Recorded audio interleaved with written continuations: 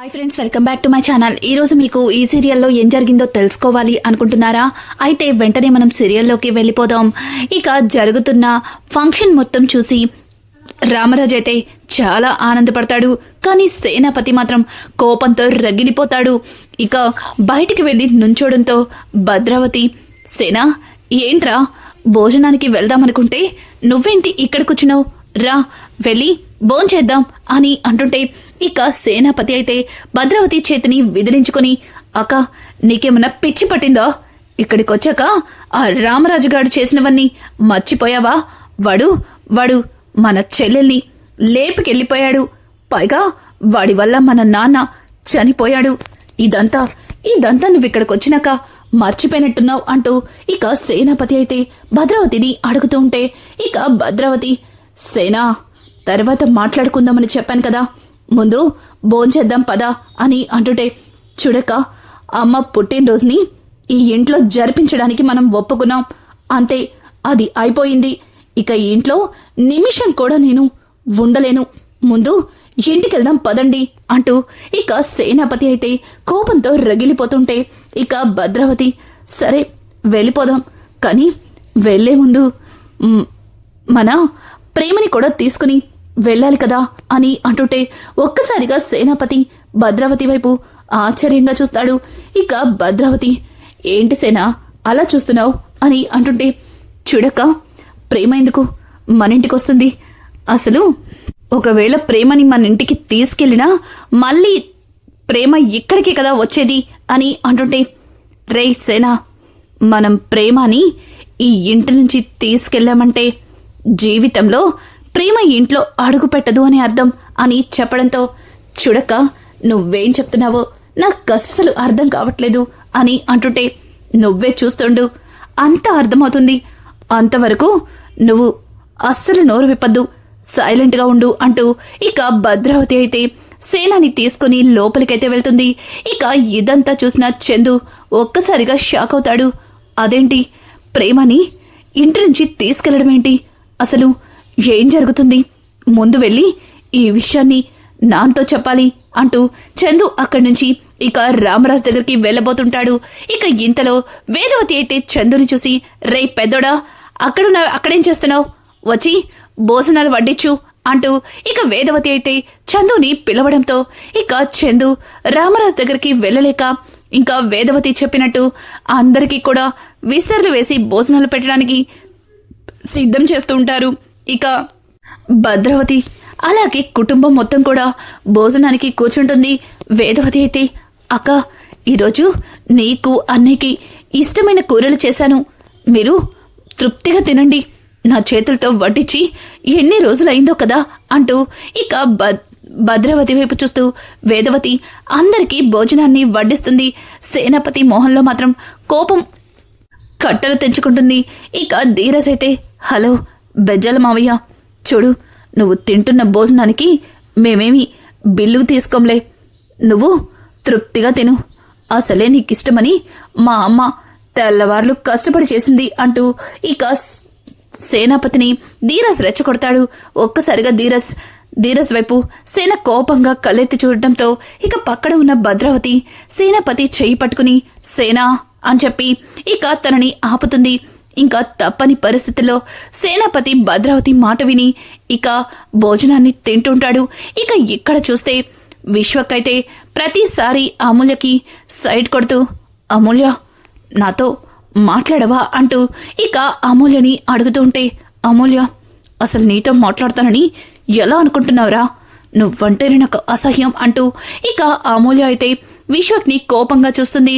ఇక విశ్వక్ అదే సందుగా అమూల్య పెట్టే భోజనాన్ని ఇంకాస్త పెట్టమంటూ ఇక తనని పదే పదే పిలుస్తూ ఉంటాడు. ఇక అమూల్య కూడా కోపంతో తీసుకెళ్లి బకెట్ మొత్తం తన విస్తారలో వంపడానికి ప్రయత్నిస్తుంది. కానీ అందరూ వాళ్ళనే చూస్తున్నారని అర్థం చేసుకుని ఇక నవ్వుతూ భోజనాన్ని అయితే వడ్డిస్తుంది. ఇక ఇది ఇలా ఉండగా వల్లి అయితే కోపంతో బయట గోర్లు కొరుక్కుంటూ ఉంటుంది. ఇక వల్లి దగ్గరికి సుకన్య వచ్చి, వసే వల్లి, ఇంకాసేపట్లో భోజనాలు కూడా పూర్తయిపోతాయి, ఇక వాళ్ళు వచ్చిన దాన్నే వెళ్ళిపోతారు, నువ్విక్కడ ఏదో చేసేస్తాను అంటూ తెగ బిల్డప్లు ఇచ్చావు అని అడగడంతో ఇక వల్లి అదే నాకు కూడా అర్థం కావట్లేదు. ఈ భద్రావతి పేరుకే భద్రావతి, కానీ పైకి ఏమీ చేసేలా లేదు. ఇప్పుడు ఏం చేయాలో అర్థం కావట్లేదు అంటూ ఇక వల్లి అయితే కంగారుగా అటు ఇటు తిరుగుతుంది. ఇక సుకన్య అయితే చూడు, ఆ మీద నమ్మకాలు పెట్టుకునే కంటే నువ్వు ఈ విషయాన్ని నేరుగా మీ మావయ్య గారితో చెప్పు. ఖచ్చితంగా మీ మావయ్య గారు అస్సలు ఈ విషయాన్ని ఒప్పుకోరు. పైగా ఇదంతా చేసింది మీ అత్తగారు, అలాగే నర్మదా అన్న సంగతి తెలిస్తే మీ వాళ్ళ మీద కోపంతో విరుచుకుపడతారు అంటూ ఇక సుకన్య అయితే వల్లితో మాట్లాడుతూ ఉంటుంది. వల్లి అయితే ఏం చేయాలో నాకు తెలీదా, నువ్వు నోరు మూసుకుని ఉండు, ముందు ఆ భద్రావతి ఒంటరిగా దొరకని, అప్పుడు చెప్తాను అంటూ ఇక వల్లి అయితే గోర్లు కొరుక్కుంటూ ఎప్పుడెప్పుడు భద్రావతి బయటికి వచ్చి చేతులు కడుక్కుంటుందా అని ఎదురు చూస్తూ ఉంటుంది. ఇక ఇంతలో వల్లి అలా తిరగడం గమనించిన వేదవతి వల్లి ఇలా రా అని పిలవడంతో ఒక్కసారిగా వల్లి ఏమొకత్తి చంపుతుంది అంటూ ఇంకా లోపలికి వచ్చి చెప్పండి అత్తయ్య గారు, మీరే కదా భోజనాలు తినేటప్పుడు ఇక్కడ ఉండొద్దు అన్నారు అని అంటుంటే ఇక వేదవతి చూడు, ఆల్రెడీ భోజనాలు తినడం పూర్తయింది, ఇక్కడ ఉన్న ఎంగిలి విస్తరాకులు మొత్తం ఎత్తి బయట పడేయ్ అని చెప్పడంతో అదేంటత్తయ్య గారు, ఈ ఎంగిలి విస్తరాకులు ఎత్తడానికి పనివాళ్ళు చాలా మంది ఉన్నారు కదా, నేను ఈ ఇంటి పెద్ద కోడల్ని అని అంటుంటే బొంగేం కాదు, నోరు మూసుకొని అమ్మ చెప్పినట్టు ఆ విస్తరణలన్నీ వెత్తి అవతల పడే అంటూ ఇక చందు అయితే వేదవతి పక్కన నిలబడి వల్లికి చెప్తాడు. ఇక వల్లి ఏమీ చేయలేని పరిస్థితుల్లో భద్రావతి చేతులు కడుక్కునేటప్పుడు తనతో మాట్లాడాలి అనుకుంటుంది. కానీ ఆ అవకాశం కాస్త పోతుంది. ఇక విస్తరణ మొత్తం ఎత్తి వల్లి అయితే గబగబా వాటిని బయటేసి ఇంకా భద్రావతి కోసం వెతుకుతుంది. భద్రావతి ఒక దగ్గర కూర్చుని ఇక మిగిలిన వాళ్ళతో నవ్వుతూ మాట్లాడుతుంది. ఇంకా వల్లి అయితే భద్రావతిని చూసి ఇదేంటిది, ఈవిడేదో గొడవ చేస్తుంది, ఈ ఫంక్షన్ మొత్తం నాశనం అవుతుంది అనుకుంటే ఈవిడ తీరిగ్గా తినేసి అందరితో ముచ్చట్లు పెట్టింది, వచ్చిన సంగతి మర్చిపోయినట్టుంది అంటూ ఇక వల్లి అయితే భద్రావతి దగ్గరికెళ్ళి కాలు కాన్న పిల్లిలాగా భద్రావతి కోసం చుట్టూ ప్రదక్షిణలు చేస్తుంది. ఇక నర్మద అయితే బలక్కాయ్ ఏంటి కాళ్ళొక చోట అస్సలు నిలబడట్లేదనుకుంటా, ఓ చుట్టూ ప్రదక్షిణలు చేస్తున్నావు, చూడు ఈ ప్రదక్షిణలేదో గుడి చుట్టూ తిరిగితే కాస్త పుణ్యమైన వస్తుంది అని అంటూ ఉంటే ఇక వేదవతి లోపలికి వెళ్ళి టీ తీసుకురా అని చెప్పడంతో ఇక వల్లి అయితే అత్తయ్య గారు టీ నేనా అని అంటుంటే నువ్వు కాదు మీ అమ్మ పెట్టుకొస్తుంది అంటూ ఇక వేదవతి అయితే వల్లిని మరొక్కసారి కసురుకొని ఇక కిచెన్లోకి పంపిస్తుంది. ఇంకా భద్రావతి అయితే వల్లి తనతో మాట్లాడాలని ప్రయత్నిస్తుందని అర్థం చేసుకుని అక్క ఇక భద్రావతి వేదవతి నాకు కాస్త మంచినీళ్ళు కావాలి, దాహంగా ఉంది అని అంటూ ఉంటే ఇక అక్కడే ఉన్న ప్రేమ అత్త నేను తీసుకొస్తాను అంటూ లేవబోతుంటే పర్వాలేదు నేనే వెళ్ళి తెచ్చుకుంటాను, నువ్వు కూర్చుని మాట్లాడుతూ ఉండు అంటూ ఇక భద్రావతి అయితే అక్కడి నుంచి లేచి కిచెన్ వైపుకి వెళ్ళబోతుంది. ఇక చందు అయితే జరుగుతున్న ఫంక్షన్ అంతా గమనిస్తూనే భద్రావతి మీద కూడా ఒక కన్నేస్తాడు. అలాగే వల్లి మీద నర్మద కూడా ఒక కన్నేసి ఉంచుతుంది. ఇక భద్రావతి కిచెన్లోకి వెళ్ళబోతుంటే చందు కిచెన్ దగ్గరికి వెళ్ళి ఒక విండోలో నుంచి చూస్తుంటాడు. ఇక భద్రావతి అయితే ఏంటి నాతో ఏదో మాట్లాడాలని తెగ టెన్షన్ పడుతున్నావు, తెగ ట్రై చేస్తున్నావు, దేని గురించి అని అంటుంటే ఇక వల్లి అయితే అసలు మీరు ఇంత అమాయకులేంటండి, మీరు చాలా తెలివైన వాళ్ళని నేను మీతో అంత పెద్ద విషయాన్ని చెప్తే మీరేమో దాన్ని పట్టనట్టే పక్కన పడేసి ఒక్కసారిగా పాత కక్షలన్నీ దూరంగా తోసేసి ఇంట్లో అందరితో రాసుకుని పూసుకుని తెగ తిరుగుతున్నారు అంటూ ఇక వల్లి అయితే భద్రావతిని అడుగుతుంది. ఇక భద్రావతి అయితే నువ్వు మాట్లాడుతుంది దేని గురించి అని అంటుంటే చూడండి మరి అంత అమాయకంగా మాట్లాడకండి, మీకు అంతా తెలుసు, కానీ ఇట్టా మౌనంగా ఎందుకుంటున్నారో నాకైతే అర్థం కావట్లేదు. చూడండి, తుఫాను ముందు ప్రశాంతత అన్నట్టు మీరు ఇంత కూలుగా ఉన్నారని అనుకున్నాను. కానీ భోజనాలు పూర్తయిపోయాయి, టీలు కూడా తాగేస్తారు. ఇక కాళ్ళు చేతులు ముడుచుకొని ఇంటికి వెళ్ళి తీరిగ్గా పడుకుంటారు. అదే కదా. చూడండి, మీరేదో పొడిసెత్తారని మీకు ఆ వీడియోని చూపించాను. మీ వల్ల కాదని తెలిస్తే అప్పుడే మా మామయ్య గారికి చూపించుండేదాన్ని అంటూ ఇక వల్లి అయితే భద్రావతితో అంటుంటే, భద్రావతి ఏయ్ ఏంటి ఇష్టం వచ్చినట్టు మాట్లాడుతున్నావు? ఊరుకుంటున్నాను కదా అని నీ నోటికొచ్చినట్టు వాగితే అస్సలు ఊరుకోను. చూడు, నేను అందరితో కలుపుగోలుగా మాట్లాడుతున్నాను కదా అని వాళ్ళని క్షమించేశానని ఎలా అనుకుంటున్నావు? నా మేనకోడలికి మాయ మాటలు చెప్పి నా మేనకోడలికి అలాగే తన కొడుక్కి పెళ్లి చేసిన వేదవతిని అస్సలు వదిలిపెట్టను. నా రక్తం పంచుకు పుట్టి నా కుటుంబం మీదే పగ తీర్చుకుంటాను అనుకునే మీ అత్తయ్యని అస్సలు వదిలిపెట్టను. అలాగే ఒక పనోడి ఇంట్లో తల ఉంచి భోజనం తిన్నంత మాత్రాన వాడి మీద నాకు ప్రేమ కలిగిందని ఎలా అనుకుంటున్నావు? చూస్తావుగా, కాస్త ఆగు అంటూ ఇక భద్రావతి అయితే వల్లితో మాట్లాడుతూ, చూడు, నేను ఎప్పుడు ఎక్కడ ఎలా మాట్లాడాలో నాకు బాగా తెలుసు. నువ్వు చెప్తే తెలుసుకునే పొజిషన్లో అంతా ఆలోచన లేకుండా లేను అంటూ ఇక భద్రావతి అయితే కాస్త మంచినీళ్ళు తాగి అక్కడి నుంచి వెళ్ళిపోతుంది. ఇక వల్లి అయితే భద్రావతిలో ఉన్న ఫైర్ చూసి, ఈ ఫైరే నాకు కావాల్సింది. ఎంతవరకు నువ్వు కూల్గా ఉంటే అసలు నిజంగా నువ్వేనా అనిపించింది. కానీ ఇప్పుడు నాకు అంతా అర్థమైంది. నిజంగానే తుఫాన్ వచ్చే ముందు ప్రశాంతతలాగే ఉంది. ఇక టీయలు తాగేశాక ఈవిడ మొదలెట్టింది కచేరీ. అప్పుడు గాని నాకు కడుపు నిండదు అంటూ ఇక వల్లి అయితే టీని మరగపెడుతుండగా ఇంతలో భాగ్యం అయితే వల్లికి ఫోన్ చేస్తుంది. ఇక భాగ్యం, అమ్మడు, ఇంతకీ గొడవ మొదలైందా అంటూ భాగ్యం అడుగుతూ ఉంటే, అమ్మోయ్, నేను అనుకుంటున్నాను నువ్విట్టా ఫోన్ చేశావు. సుడు, ఇంకాసేపట్లో ఆ వేడుక మొదలవుతుంది. అప్పుడు నీకు అంతా రికార్డ్ చేసి పంపిస్తాను కదా అంటూ ఇక వల్లి మాట్లాడుతూ కప్పుల్లో కాఫీ పోసి ఇక పక్కకి తిరుగుతుంది. ఒక్కసారిగా తన ముందు చందు అయితే కనిపిస్తాడు. చందును చూసిన వల్లి గజగజ వణుకుతూ కాల్ అయితే కట్ చేస్తుంది. బా ఏం కావాలి బా? మంచినీళ్ళ లేకపోతే టీ లేట్ అయిందా అంటూ ఇక వల్లి అయితే చందుని అడుగుతూ ఉంటే ఇక చందు కోపంతో వల్లి చెంప పగల కొడతాడు. ఇక వల్లి అయితే, బా ఏటైంది బా? ఎందుకు కొడుతున్నావు బా? నేనేం చేశాను అని అంటుంటే, నిన్ను కొట్టడం కాదు, చంపేయాలి. అందుకే నిన్ను ఇంటికి తీసుకురావడానికి అంతలా ఆలోచించాను. చూడు, నువ్విట్లాంటి దానివని నాకు ముందే తెలుసు. కానీ నాన్నని బాధ పెట్టడం ఇష్టం లేక నిన్నిక్కడ ఉండడానికి ఒప్పుకున్నాను. కానీ నువ్వు ఇంట్లో ఉండి చేసే దరిద్రగొట్టు పనులు ఇవా? ఇప్పుడే నీ గురించి నాన్న ముందు పెడతాను అంటూ ఇక వల్లి జుట్టు పట్టుకుని బరబర బయటికి తీసుకెళ్లబోతుంటే ఇక గుమ్మం దగ్గర నర్మద అయితే నుంచుంటుంది. నర్మదా, తప్పుకో, దీన్ని ఊరికే వదిలిపెట్టకూడదు అని అంటుంటే, చూడండి బావగారు, ఏం జరిగిందో అంతా విన్నాను.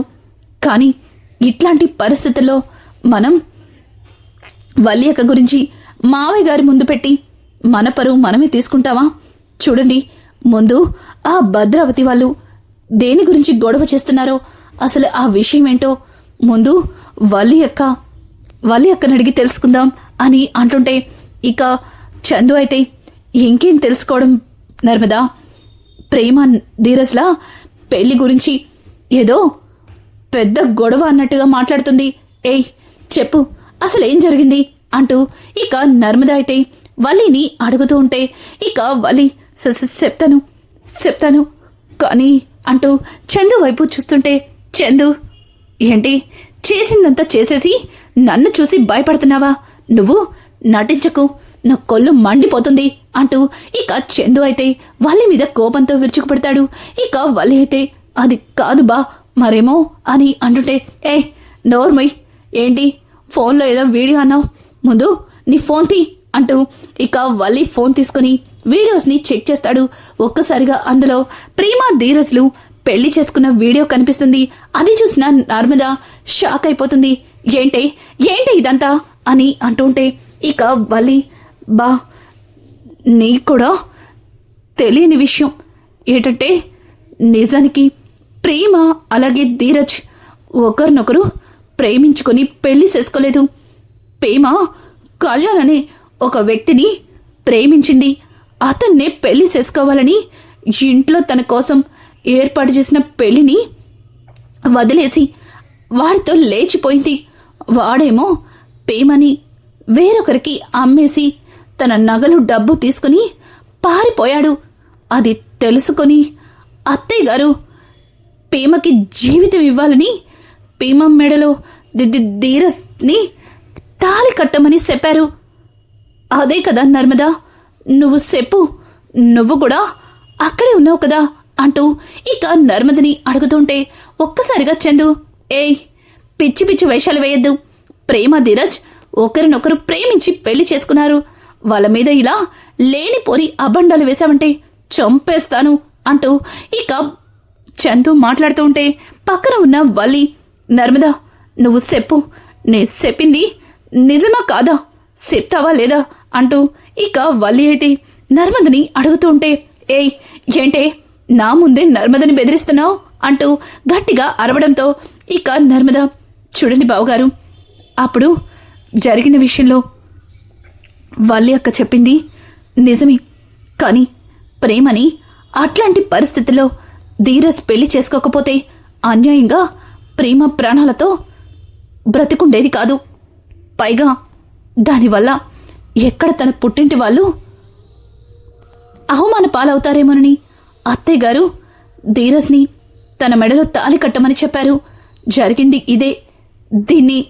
దీన్ని వల్లి అక్క నాకు తెలిసి ఆ భద్రావతి వాళ్ళకి మరొకలా చెప్పుంటుంది. అందుకే ఆవిడ అంతలా కోప్పడుతున్నట్టుంది అంటూ ఇక నర్మద అయితే, ముందు అక్కడ ఏం గొడవ జరుగుతుందో వెళ్ళి దాన్ని ఆపుదాం పదండి అంటూ ఇక చందుని తీసుకుని వల్లితో అక్కడికైతే వెళ్తారు. ఇక వల్లి అందరికీ కూడా టీలిస్తుంది గాని భయంగా చందుని నర్మదని చూస్తుంది. ఇక భద్రావతి అయితే, సరే వేదవతి ఇక బయలుదేరతాం అని చెప్పడంతో, అయ్యో అదేంటక్క అప్పుడే వెళ్ళిపోతా అంటున్నారు, నైట్ భోంచేసి బయలుదేరొచ్చు కదా అని అంటుంటే, ఉదయం అనగా వచ్చాం, అప్పటి నుంచి ఇక్కడే ఉన్నాం కదా, అయినా రెండు కుటుంబాలం కలిసిపోయినప్పుడు ఇక ఇవన్నీ దేనికి, నువ్వెప్పుడు కావాలంటే అప్పుడు మా ఇంటికి రావచ్చు అంటూ ఇక భద్రావతి మాట్లాడుతూ ఉంటే ఆ మాటలకి సేనాపతి, అక్క ఇంకా ఎంతసేపు, వెళ్దాం పదా, ప్రేమ నువ్వు సిద్ధంగానే ఉన్నావా అంటూ సేనాపతి అయితే ఇక ప్రేమని అడుగుతూ ఉంటాడు. ఒక్కసారిగా ప్రేమ, నానా నేనెందుకు సిద్ధంగా ఉండాలి, నేను మీతో రావట్లేదు కదా అని అంటూ ఉంటే ఇక సేనాపతి అయితే, అదేంటి నువ్వు మాతోనే వస్తున్నావని అక్క చెప్పింది అంటూ భద్రావతి వైపు చూస్తాడు. ఇక భద్రావతి అయితే, సేనా ప్రేమ మనతో ఎందుకు వస్తుంది, తను అత్తవారిల్లు ఇక్కడే కదా, ఎప్పుడైనా మనల్ని చూడాలి అనిపించినప్పుడు ఎదురింట్లోనే కదా ఉంటాం, వచ్చి చూసెళ్తుంది. చూడు వేదవతి, ఒకప్పుడు నువ్వు మా అందరినీ కాదని ఒక పనోడిని పెళ్లి చేసుకున్నావని నీ మీద ఎంతో కోపం పగా ఉండేది. కానీ నువ్విక్కడ నీ పిల్లలతో నీ భర్తతో ఎంత సంతోషంగా ఉంటున్నావో కళ్ళారా చూసిన తర్వాత నేను నిజంగానే నిన్ను దూరం పెట్టి తప్పు చేశామనిపించింది. చూడు, ఇకపై మీ కుటుంబానికి మా కుటుంబానికి ఆ మధ్యలో ఎటువంటి గీత వద్దు. సేనా ఆ గీతని రేపే తుడిచేయి అని చెప్పడంతో, అక్క ఇక బయలుదేరదామా, అసలు నువ్వేం మాట్లాడుతున్నావో ఏం చెప్తున్నావో నాకు అస్సలు అర్థం కావట్లేదు. రేవతి పద అంటూ ఇక సేనాపతి అయితే కోపంతో రగిలిపోతూ పటపట పళ్ళు కొరుకుతూ రేవతిని పట్టుకుని అక్కడి నుంచి వెళ్ళిపోతుంటే, సేనా ఆగు అంటూ ఇక భద్రావతి అయితే సేనాపతిని ఆపుతుంది. మళ్ళీ ఏంటక్క అని అంటుంటే, చూడు సేనా, ఇంతవరకు అమ్మ కోసం ఓపిక పట్టావు, ఇక నా కోసం కాస్త ఓపిక పట్టు. చూడు, నువ్వు ఇంటికెళ్లే వరకు ఒక్క మాట కూడా మాట్లాడొద్దు. నీకింటికెళ్ళాక అంతా చెప్తాను అంటూ ఇక భద్రావతి అయితే సేనతో పర్సనల్గా మాట్లాడి ఇక వేదవతితో వెళ్ళొస్తానని చెప్తూ ఇక అక్కడి నుంచి బయలుదేరుతుంది. కానీ వేదవతి భద్రావతిని ఆపి తనకి బొట్టు పెట్టి చీర గాజులు ఇస్తుంది. అలాగే రేవతికి ఇక సేనాపతికి కూడా ఇస్తుంటే సేనాపతి మాత్రం వాటిని తీసుకోకుండా కోపాన్ని చూపిస్తాడు. ఇక భద్రావతి అయితే సేన అంటూ ఇక కోపంగా చూడటంతో సేనాపతి ఏం మాట్లాడలేక భద్రావతి చెప్పినట్టు ఆ బట్టలైతే తీసుకుంటాడు. ఇక రానున్న ఎపిసోడ్స్ లో భద్రావతి ఉన్న పలంగా ఎందుకు మనసు మార్చుకుంది, అసలు భద్రావతి ఎటువంటి గొడవ చేయకుండా ఎందుకు వేదవతితో అంత ప్రేమను నటించింది, నిజంగా అదంతా ప్రేమేనా లేక నటన అన్న నిజాన్ని తెలుసుకోవాలి అనుకుంటే మా ఛానల్ని సబ్స్క్రైబ్ చేసుకోవడం మాత్రం మర్చిపోకండి. Thanks for watching.